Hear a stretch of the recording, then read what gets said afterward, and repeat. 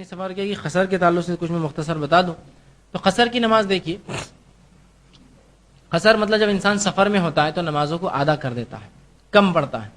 یہ قصر جو ہوتی ہے یاد رکھیے یہ صرف 3 نمازوں میں ہوتی ہے، 3. ایک ظہر، دوسری عصر اور تیسری عشاء. فجر 2 کی 2 پڑھیں گے، مغرب 3 کی 3 پڑھیں گے. ٹھیک. اب قصر 3 نمازوں میں کیا ہوتی ہے کہ آپ اس کو آدھا کر سکتے ہیں. ظہر کی 4 کے بدلے 2، عصر کی 4 کے بدلے 2، عشاء کی 4 کے بدلے 2. تو میں کہوں گا عام زبان میں قصر صرف 4 رکعت کی نماز ہوتی ہے جو 2 ہو جاتی ہے. 3 کی 3 رہیں گی اور 2 کی 2، فجر کی 2 2 رہیں گی. ورنہ بہت سے لوگ ایسے تھے جو میں نے دیکھا فجر کی 2 کی جگہ 1 پڑھتے تھے. ان کو قصر ہوا تو سب نمازیں آدھی ہو جاتی. وہ مسئلہ تو تب کھلا کہ انہوں نے ایک بار مغرب کی نماز پڑھنا چاہیے قصر، مطلب 1.5 کیسا پڑھنا بولے. تو ٹرین میں تھے، اوپر چڑھے نیچے اترے تو میں 1.5 رکعت کیسے پڑھوں بولے. میں تو دوسرے صاحب نے پوچھا تم فجر کیسی پڑھتے؟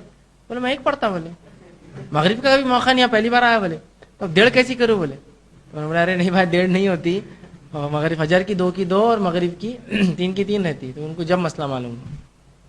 ٹھیک.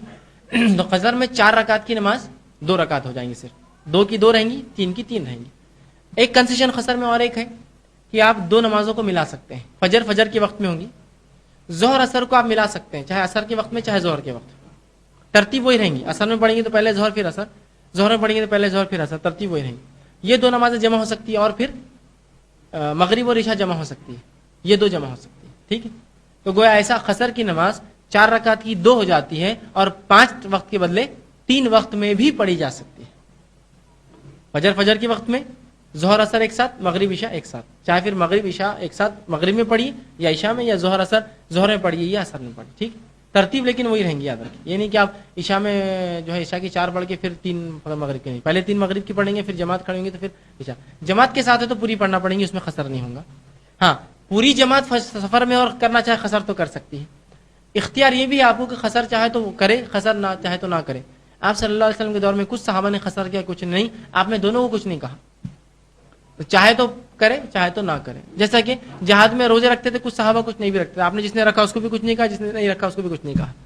تو یہاں قصر میں بھی آپ چاہے تو رکھیں چاہے تو نہیں رکھیں، آپ کو انشاءاللہ جس میں کوئی حرج نہیں. اور یہ 4 رکعت کی نمازیں 2 ہو جاتی ہے اور وقت جو ہے 5 کی جگہ 3 اوقات میں آپ اس کو پڑھ سکتے ہیں. میں نے کہا کتنے دن کے لیے؟ تو یاد رکھیے آپ جب تک سفر میں جب تک قصر کر سکتے ہیں.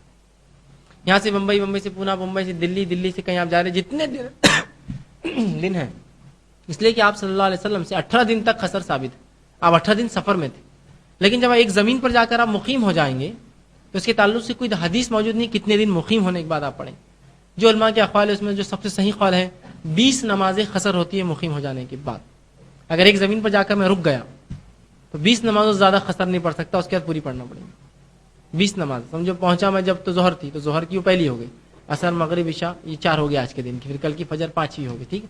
20 نماز ہے. ٹھیک ہے. یہ اقوال ہے تو صحیح حدیث سے کچھ ثابت نہیں ہے. سفر میں ہے، ٹریولنگ میں ہے تو پھر تو جتنے دن ہے اتنے دن پڑھیے، آپ کوئی مسئلہ نہیں. جیسا آپ نے 18 دن تک پڑھا تھا ایک مرتبہ. ٹھیک.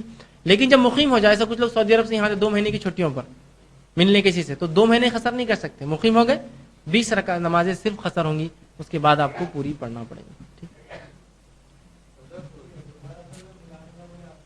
جی بھائی نے سوال کیا کہ حج کے علاوہ بھی کیا ظہر عصر ملانا دوسرے سفر میں ثابت ہے؟ تو ہاں آپ صلی اللہ علیہ وسلم سے ثابت ہے. ظہر عصر کا ملایا جانا آپ صلی اللہ علیہ وسلم سے ثابت ہے. عبداللہ ابن عباس رضی اللہ عنہ کی 2 حدیث اس میں آپ نے فرمایا ایک بار اللہ کے رسول صلی اللہ علیہ وسلم نے آخر وقت میں ظہر پڑھی اور فوراً اس کے بعد عصر پڑھائی، دونوں نمازوں کو ملایا. ایک مرتبہ بارش کی بہت سختی سے آپ صلی اللہ علیہ وسلم نے ظہر عصر ایک ساتھ پڑھی. تو یہ پتہ چلتا ہے کہ ظہر عصر جو ایک ساتھ پڑھ سکتے ہیں.